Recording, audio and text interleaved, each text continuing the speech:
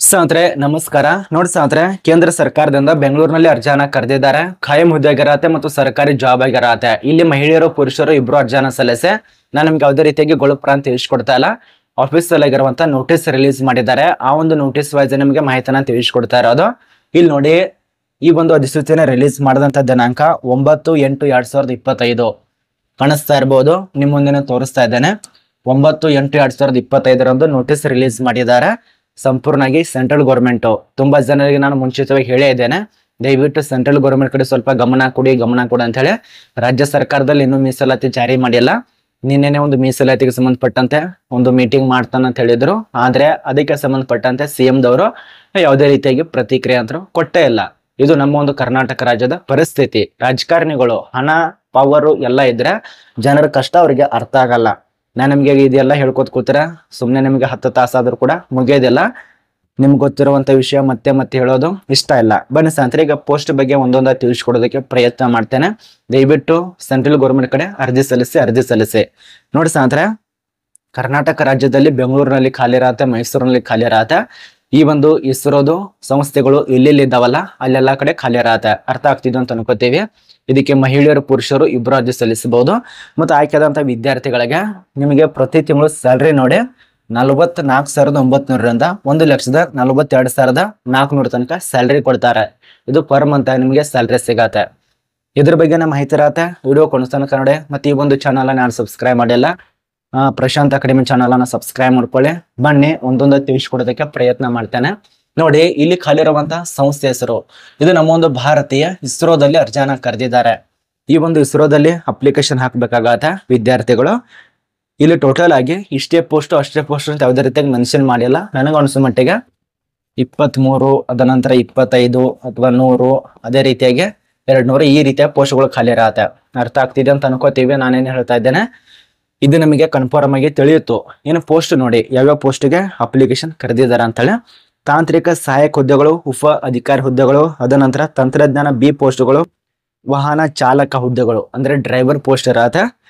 ಇದರಲ್ಲಿ ಲಘು ವಾಹನ ಚಾಲಕರು ಇದಕ್ಕೆ ನಾವು ಅಪ್ಲಿಕೇಶನ್ ಹಾಕ್ಬೇಕಾಗತ್ತೆ. ಜಸ್ಟ್ 10ನೇ ಪಾಸ್ ಆದವರು, ಐಟೆಕ್ ಕಂಪ್ಲೀಟ್ ಮಾಡಿದವರು ಅಥವಾ BSc ಅಥವಾ ಡಿಪ್ಲೊಮಾ ಕಂಪ್ಲೀಟ್ ಮಾಡಿದಂತ ವಿದ್ಯಾರ್ಥಿಗಳು ಅಪ್ಲಿಕೇಶನ್ ಹಾಕಬಹುದು. ಇಲ್ಲಿ ಕೊಟ್ಟಿದ್ದಾರೆ ಆಫೀಸಲ್ಲಿ ಆಗಿರುವಂತ ನೋಟಿಸ್ ದಲ್ಲಿ, ನಿಮಗೂ ಕೂಡ ಕಾಣಿಸ್ತಾ ಇರಬಹುದು. ಈ ಒಂದು ಪೋಸ್ಟ್ಗೆ ಸಂಬಂಧಪಟ್ಟಂತೆ ಏನಾಗಿರ್ಬೇಕು, ಅದ ನಂತರ ಈ ಒಂದು ಮೆಕ್ಯಾನಿಕಲ್ ಪೋಸ್ಟ್ಗೆ ಏನಾಗಿರ್ಬೇಕು, ಎಲ್ಲೆಲ್ಲಿ ಖಾಲಿ ಇದಾವೆ, ಎಷ್ಟೆಷ್ಟು ಪೋಸ್ಟ್ ಖಾಲಿ ಇದಾವೆ ಅದೆಲ್ಲ ಕೊಟ್ಟಿದ್ದಾರೆ. ಡಿಪ್ಲೊಮಾ ಪಾಸ್ ಆಗಿರ್ಬೇಕಾಗತ್ತೆ. ಅದ ನಂತರ ನೀವೇನಾದ್ರೂ SSLC ಪಾಸ್ ಆಗಿತ್ತು ಅಂದ್ರೆ ಅದು ಕೂಡ ಅಪ್ಲಿಕೇಶನ್ ಹಾಕಿ, ಅಥವಾ ನೀವೇನಾದ್ರೂ 3 ವರ್ಷ ಡಿಪ್ಲೊಮಾ ಪಾಸ್ ಆಗಿತ್ತು ಅಂದ್ರೆ ಅಪ್ಲಿಕೇಶನ್ ಹಾಕಿ. ಅದ ನಂತರ ನಿಮ್ಗೆ BSc ಕಂಪ್ಲೀಟ್ ಮಾಡಿದ್ರು ಕೂಡ ಅಪ್ಲಿಕೇಶನ್ ಹಾಕ್ಬಹುದು. ಇನ್ನು ಯಾವ್ಯಾವ ಒಂದು ಪೋಸ್ಟ್ಗೆ ಎಷ್ಟೆಷ್ಟು ವಿದ್ಯಾರ್ಹತೆ ಆಗಿರ್ಬೇಕು.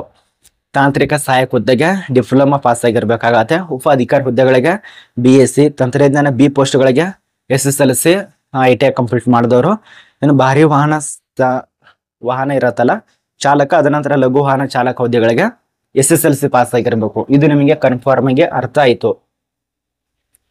ಅದ ನಂತರ ಈ ಒಂದು ಇಸ್ರೋ ನೇಮಕಾತಿ ಇರೋದ್ರಿಂದ ಒಂದೇ ಪೋಸ್ಟ್ ಇರೋದಿಲ್ಲ. ಆ ಒಂದು ಒಂದೇ ಪೋಸ್ಟ್ಗೆ ಒಂದೇ ರೀತಿಯಾಗಿ ನೇಮಕಾತಿ ನಡೆಸೋದಿಲ್ಲ. ವಿವಿಧ ಒಂದು ಪ್ರಕಾರ ನೇಮಕಾತಿ ಇರತ್ತೆ. ಆಗಲೇ ತಿಳಿಸ್ಕೊಟ್ಟೇನಲ್ಲ, SSLC ಈ ರೀತಿಯಾಗಿ ಎಲ್ಲ ಪಾಸ್ ಆಗಿರ್ಬೇಕಾಗತ್ತೆ. ಅದ ನಂತರ ಇಲ್ಲಿ ನಮಗೆ ಪ್ರಮುಖ ದಿನಾಂಕಗಳು ಮತ್ತು ಅದಕ್ಕೆ ಸಂಬಂಧಪಟ್ಟಂತೆ ಏಜ್ ಲಿಮಿಟು ಅದೆಲ್ಲ ನೀವು ತಿಳ್ಕೊಬೇಕಾಗತ್ತೆ. ಎಷ್ಟಿದ್ದವ್ರು ಯಾವ ರೀತಿಯಾಗಿ ಅರ್ಜಿ ಸಲ್ಲಿಸಬೇಕು, EWS ದವ್ರಿಗೆ ಎಷ್ಟಿರಬೇಕು, SC/ST ದವ್ರಿಗೆ ಎಷ್ಟಿರಬೇಕು ಅದೆಲ್ಲ ಕೊಟ್ಟಿದ್ದಾರೆ. ಸ್ವಲ್ಪ ವಿಸ್ತೀರ್ಣವಾಗಿ ನೋಡ್ಕೊಳ್ಳಿ.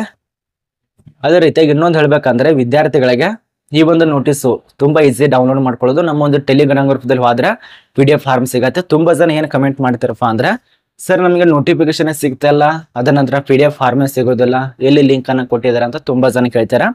ನೋಡಿ, ನಾನು ನಿಮಗೆ ಕ್ಲಿಯರ್ ಕಟ್ಟ ಮಾಹಿತಿಯನ್ನು ತಿಳಿಸ್ಕೊಡ್ಬೇಕಂದ್ರೆ ತೆಳಗಡೆ ಡಿಸ್ಕ್ರಿಪ್ಷನ್ ಬಾಕ್ಸ್ ಲಿಂಕ್ ಇರತ್ತೆ, ಅದ್ರ ಮೇಲೆ ಕ್ಲಿಕ್ ಮಾಡ್ಕೊಳ್ಳಿ. ವೆಬ್ಸೈಟ್ ಲಿಂಕ್ ಇರತ್ತೆ, ಅಲ್ಲಿ ಕ್ಲಿಕ್ ಮಾಡ್ಕೊಳ್ಳಿ. ಅಥವಾ ಟೆಲಿಗ್ರಾಮ್ ಗ್ರೂಪ್ ಇರತ್ತೆ, ಅಲ್ಲಿ ಕ್ಲಿಕ್ ಮಾಡ್ಕೊಳ್ಳಿ. ಡೈರೆಕ್ಟ್ ಆಗಿ ಟೆಲಿಗ್ರಾಮ್ ಗ್ರೂಪ್ಗೆ ಹೋದ್ರೆ ಅಲ್ಲಿ ನಿಮಗೆ PDF ಫಾರ್ಮ್ಗಳು ಸಿಗತ್ತೆ ಅಥವಾ ಆರ್ಟಿಕಲ್ ಸಿಗತ್ತೆ. ಆ ಒಂದು ಆರ್ಟಿಕಲ್ ಇರುವಂತ ಅಪ್ಲೈ ಲಿಂಕ್ ಇದೆಯಲ್ಲ ಅದ್ರ ಮೇಲೆ ಕ್ಲಿಕ್ ಮಾಡಿದ್ರೆ ಡೈರೆಕ್ಟ್ ಆಗಿ ನಿಮಗೆ ಸಂಪೂರ್ಣವಾಗಿ ಹುದ್ದೆಗಳ ಮಾಹಿತಿ ಬರತ್ತೆ. ಅದ ನಂತರ ಅಲ್ಲಿ ನಿಮಗೆ PDF ಫಾರ್ಮ್ ಸಿಗತ್ತೆ, ನೋಟಿಫಿಕೇಶನ್ ಲಿಂಕು, ಅರ್ಜಿ ಸಲ್ಲಿಸುವಂತ ಲಿಂಕು ಡೈರೆಕ್ಟ್ ಹೋಮ್ ಪೇಜ್ ಒಯ್ಯತ್ತೆ. ಏನ ಆಫೀಸಲ್ಲಿ ಇರುವಂತ ಗೌರ್ಮೆಂಟ್ ವೆಬ್ಸೈಟ್ ಇರತ್ತಲ್ಲ ಅಲ್ಲೇ ಹೋಗತ್ತೆ. ಅಲ್ಲಿ ಒಂದು ಅರ್ಜಿ ಸಲ್ಲಿಸಬಹುದು. ಅಥವಾ ಅಲ್ಲೇ ಕೊಟ್ಟಿರ್ತೀವಿ ನಾನು ನೋಟಿಫಿಕೇಶನ್, ಅದನ್ನ ಡೌನ್ಲೋಡ್ ಮಾಡ್ಕೊಂಡು ಅಧಿಸೂಚನೆ ಗಮನ ಇಟ್ಟು ನೋಡ್ಕೋಬಹುದು. ಇದು ನಮಗೆ ಕ್ಲಿಯರ್ ಕಟ್ ಮಾಹಿತಿ ತಿಳಿಯಿತು. ತುಂಬಾ ಜನ ಕೇಳಿದ್ರೆ ಅದೇ ಒಂದು ಕಾರಣ ಕೇಳಿದಿರೋದು ಇಷ್ಟು ವಿಸ್ತಾರವಾಗಿ. ಅದ ನಂತರ ಇನ್ನು ಹಲವಾರು ರೂಲ್ಸ್ ಕೊಟ್ಟಿದ್ದಾರೆ. ಇದಕ್ಕೆ ಸಂಬಂಧಪಟ್ಟಂತೆ ನಾನು ನಿಮಗೆ ಒಂದೊಂದಾಗಿ ಬೇಸಿಕ್ ಆಗಿ ತಿಳಿಸ್ಕೊಡೋದಕ್ಕೆ ಪ್ರಯತ್ನ ಮಾಡ್ತೇನೆ, ಯಾವುದು ಏನು ಅಂತ ಅಂತೇಳಿ. ವಿದ್ಯಾರ್ಥಿಗಳಿಗೆ ವಯೋಮಿತಿ ತುಂಬಾ ಮುಖ್ಯ ಆಗಿರತ್ತೆ, ಅದನ್ನೇ ಸರ್ಚ್ ಮಾಡ್ತಾ ಇರೋದು ವಯೋಮಿತಿ. ಇದು ಸುಮಾರು 23-24 ಪೇಜ್ ಇರೋದ್ರಿಂದ ಸ್ವಲ್ಪ ನೋಡೋದಕ್ಕೆ ತಡ ಆಗತ್ತೆ. ನಿಮ್ಗೆ ಬೇಸಿಕ್ ಆಗಿ ತಿಳಿಸ್ಕೊಡ್ತೇನೆ ನೋಡಿ. ಅರ್ಜಿ ಸಲ್ಲಿಸುವಂತ ವಿದ್ಯಾರ್ಥಿಗಳಿಗೆ ವಯೋಮಿತಿ ಏನಂತೆ 18 ವರ್ಷದಿಂದ 35 ವರ್ಷದ ತನಕ ಆಗಿರ್ಬೇಕಾಗತ್ತೆ. ಇದು ಆಗಸ್ಟ್ 25ನೇ ತಾರೀಕು ಒಳಗಾಗಿ ಅವ್ರು ಕೊಟ್ಟಿರುವಂತ ಮಾಹಿತಿ ಪ್ರಕಾರ. ಇನ್ನು ಅರ್ಜಿ ಶುಲ್ಕಗಳು ಮಹಿಳೆಯರಿಗೆ, ಅದ ನಂತರ SC/ST ವರ್ಗದವರಿಗೆ, PWD ಅಭ್ಯರ್ಥಿಗಳಿಗೆ ಮತ್ತು ಮಾಜಿ ಸೈನಿಕರಿಗೆ ಯಾವುದೇ ರೀತಿಯಾಗಿ ಅರ್ಜಿ ಶುಲ್ಕ ಇಲ್ಲ. ಇನ್ನು ಇತರೆ ಎಲ್ಲ ವರ್ಗದವರು, ಈ ಒಂದು ವರ್ಗ ಹೊರತುಪಡಿಸಿ ಉಳಿದಂತ ಎಲ್ಲ ಒಂದು ವರ್ಗದವರಿಗೆ ನಿಮ್ಗೆ 750 ರೂಪಾಯಿ ತನಕ ಪಾವತಿ ಮಾಡಬೇಕು. ಇನ್ನು ಆಯ್ಕೆ ಪ್ರಕಾರದಲ್ಲಿ ಕೌಶಲ್ಯ ಪರೀಕ್ಷೆಗಳು, ಲಿಖಿತ ಪರೀಕ್ಷೆಗಳು ಇದೆಲ್ಲ ನಡೆಸ್ತಾರೆ, ನೋಡ್ಕೊಳ್ಳಿ. ಇನ್ನು ಯಾವ್ಯಾವ ಪೋಸ್ಟಿಗೆ ಎಷ್ಟು ಸಂಬಳ ಕೊಡ್ತಾರೆ ಅದ್ರ ಬಗ್ಗೆ ಸ್ವಲ್ಪ ನಿಮಗೆ ಗೊತ್ತಿರ್ಲಿಲ್ಲ ಅಂದ್ರೆ ಕೂಡ ತಿಳ್ಕೊಬೇಕಾಗತ್ತೆ. ಮುಂದ್ಗಡೆ ಸ್ಯಾಲ್ರಿ ಏನಾದ್ರೂ ಹೆಚ್ಚಿಗೆ ಆಗ್ಲಿಲ್ಲಪ್ಪ ಅಂದ್ರೆ ಎಷ್ಟಿದೆ ಅಂತ ನಿಮ್ಗೆ ಗೊತ್ತಾಗಬೇಕಂದ್ರೆ ಸ್ವಲ್ಪ ಮಾಹಿತಿ ನೋಡ್ಕೊಳ್ಳಿ. ತಾಂತ್ರಿಕ ಸಹಾಯಕ ಹುದ್ದೆಗಳಿಗೆ 44ರಿಂದ 1,42,000. ಅದ ನಂತರ ಉಪ ಅಧಿಕಾರಿ ಹುದ್ದೆಗಳಿಗೆ ನಿಮಗೆ 35ರಿಂದ 1,12,000. ಅದ ನಂತರ ತಂತ್ರಜ್ಞಾನ ಬಿ ಹುದ್ದೆಗಳಿಗೆ 21,000ದಿಂದ ಸುಮಾರು 69,000. ಇನ್ನು ಎಲ್ಲ ಒಂದು ವಾಹನ ಚಾಲಕ ಅಂದ್ರೆ ಡ್ರೈವರ್ ಪೋಸ್ಟ್ಗಳಿಗೆ 19ರಿಂದ 63,100, 200, 300 ಈ ರೀತಿ ಚಿಲ್ಲರೆ ಕೊಡ್ತಾರೆ. ಅರ್ಥ ಆಗಿದೆ ಅಂತ ಅನ್ಕೋತೀವಿ. ಈಗ ಈ ಒಂದು ಇಸ್ರೋ ನೇಮಕಾತಿಗೆ ಸಂಬಂಧಪಟ್ಟಂತೆ 12/8/2025 ಅರ್ಜಿ ಪ್ರಾರಂಭ ಆಗತ್ತೆ ಮತ್ತು ಕೊನೆಯ ದಿನಾಂಕ 26/2025 ಇದು ಕೊನೆಯ ದಿನಾಂಕ. ಇದು ನಿಮಗೆ ಕ್ಲಿಯರ್ ಕಟ್ ಮಾಹಿತಿ ಅರ್ಥ ಆಯ್ತು. ಇನ್ನು ಅರ್ಜಿ ಶುಲ್ಕ ಪಾವತಿ ಮಾಡಲು ಒಂದೇ ದಿನ ಜಾಸ್ತಿ ಕೊಟ್ಟಿದ್ದಾರೆ, 26 ಆಗಸ್ಟ್ 2025. ಇದು ನಿಮಗೆ ಸಂಪೂರ್ಣ ಮಾಹಿತಿ ತಿಳಿದಿದೆ ಅಂತ ಅನ್ಕೋತೀವಿ. ಅರ್ಜಿ ಸಲ್ಲಿಸುವಂತ ಲಿಂಕ್ ನೋಡಿ. ಅರ್ಜಿ ಸಲ್ಲಿಸುವಂತ ಲಿಂಕ್ ಎಲ್ಲಿ ಅಪ್ಲಿಕೇಶನ್ ಹಾಕ್ಬೇಕಪ್ಪ ಅಂದ್ರೆ ಇದು ದಿನಾಂಕ ಆಗಿರತ್ತೆ, ಆಗಲೇ ತಿಳಿಸ್ಕೊಟ್ನಿಲ್ಲ. ಇದು ದಿನಾಂಕ ಅರ್ಜಿ ಸಲ್ಲಿಸುವಂತ ಲಿಂಕು ಇಲ್ಲಿ ನಿಮ್ಗೆ ಕೊಟ್ಟಿದ್ದಾರೆ. ಇಸ್ರೋ ಅಫಿಸಿಯಲ್ ಆಗಿರುವಂತ ವೆಬ್ಸೈಟ್ ಇದೆಯಲ್ಲ, ಅಲ್ಲಿ ಹೋಗಿ ನೀವು ಅಪ್ಲಿಕೇಶನ್ ಹಾಕಬೇಕಾಗತ್ತೆ. ಅಥವಾ ನಮ್ಮೊಂದು ತೆಳಗಡೆ ಡಿಸ್ಕ್ರಿಪ್ಷನ್ ಬಾಕ್ಸ್ ಕೊಟ್ಟಿನಲ್ಲ ಆಗಲೇ, ಅಲ್ಲಿ ನೀವು ಅಪ್ಲಿಕೇಶನ್ ಹಾಕೊಳ್ಳಿ.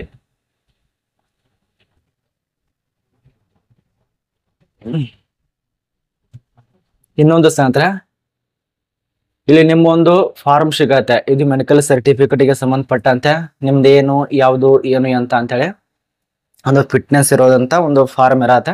ಇದನ್ನ ಡೌನ್ಲೋಡ್ ಮಾಡ್ಕೊಳ್ಳಿ. ಇದನ್ನ ಡೌನ್ಲೋಡ್ ಮಾಡ್ಕೊಂಡು ಅಲ್ಲಿ ಸರ್ಕಾರಿ ಆಸ್ಪತ್ರೆಯಲ್ಲಿ ಸಿಗ್ನೇಚರ್ ಮಾಡ್ಕೊಳ್ಳಿ.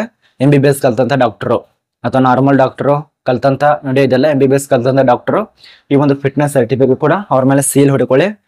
ಇಲ್ಲಿ ನೋಡಿ ಸಿಗ್ನೇಚರು, ಮೆಡಿಕಲ್ ಆಫೀಸರ್ ಹತ್ರ ಹೋಗಿ ಸಿಗ್ನೇಚರ್ ಮಾಡಿಸ್ಕೊಳ್ಳಿ. ಅದ ನಂತರ ಸೀಲ್ ಹೊಡ್ಕೊಳ್ಳಿ. ಆಮೇಲೆ ಇದು ಡೈರೆಕ್ಟ್ ಆಗಿ ತೆಗೆದುಕೊಂಡು ಹೋಗೋ ಸಮಯದಲ್ಲಿ ಬೇಕಾಗತ್ತೆ. ಅರ್ಥ ಆಗಿದೆ ಅಂತ ಅನ್ಕೋತೀವಿ.